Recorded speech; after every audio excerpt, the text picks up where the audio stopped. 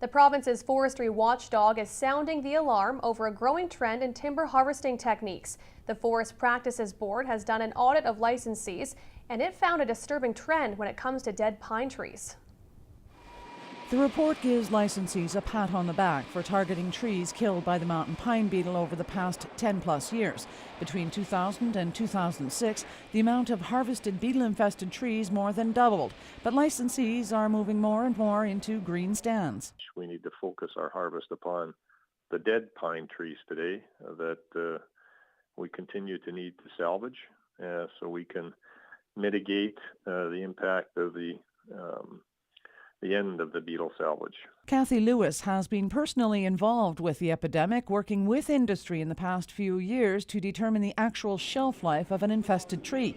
She isn't surprised by the board's findings. As soon as they have to start going further out in the field to get to the dead pine, and the quality of the pine deteriorates to the point where there's a lot of waste relative to how much lumber they can actually manufacture, their operating costs start going way up.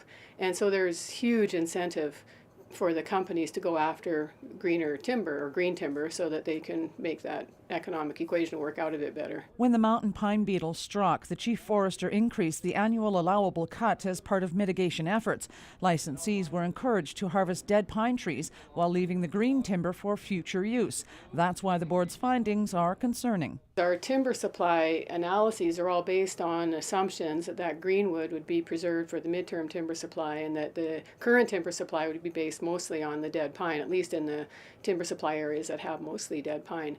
And so when we start thinking about long term and what is going to be feeding the mills and keeping communities going in that midterm, the picture starts to get a bit worrisome. There has been a lot of research into midterm timber supply in BC recently, and the Forest Practices Board says given its findings, the chief forester may have to take action. If licensees are moving to green stands sooner than anticipated, then that needs to be reflected in the timber supply analysis, and as such, new allowable annual cuts determined.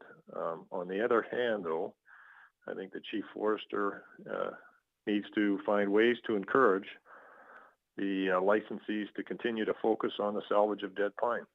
There has been some discussion around lowering the annual allowable cut by 1/3 of the pre-beetle levels. Cheryl Jan, CKPG News.